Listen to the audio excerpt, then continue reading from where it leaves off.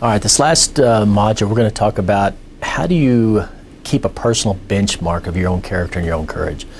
We talked earlier about, in another module, about having somebody that's trustworthy enough, somebody that cares about you enough, that'll speak truth into your life, someone that can be an advisor, a mentor for you.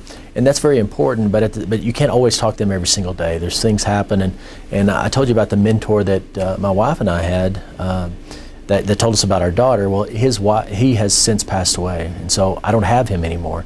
So we still need to have some tools that we can do personally that we can help keep a check on ourselves of where we are and where we fit into this. And he spends quite a bit of time of giving some examples in this last module of the book.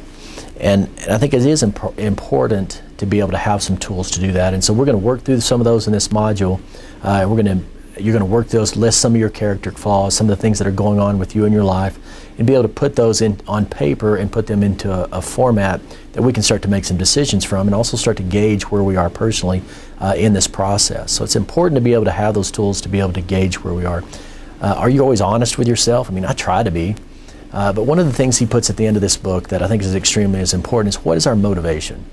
Do you want to be a good person for the sake of being good? Or do you want to be a person of impeccable character and courage? And what's your motivation of wanting to do that? And is it for what people think about you, to put up a front for what people to see, or is it truly coming from within? And the only true change that's going to happen, and the only courage that you're going to be able to display, is if it's truly from you.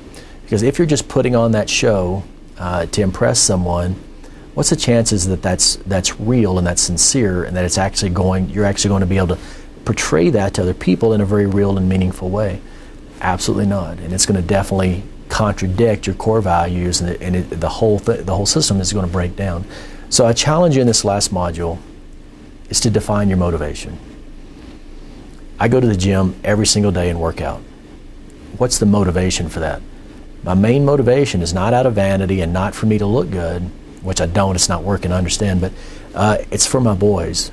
I have these two boys that at this time are fairly young, and we play football and we do a lot of things. I don't want to be that dad that has to sit down on the tailgate of the truck and watch his kids play because he just can't do it. And a lot of that's our personal choices. But so I'm trying to make sure that my motivation to work out is not for me to look good, it's not purely for me, it's for what I can do, and for me to be able to interact and be the father that I think I need to be for my boys. So as you start to incorporate this courage, what is your true motivation? Is it for yourself, for just purely personal gains, or are you truly bought in to investing in the lives of other people and being that leader that provides that motivation for other people?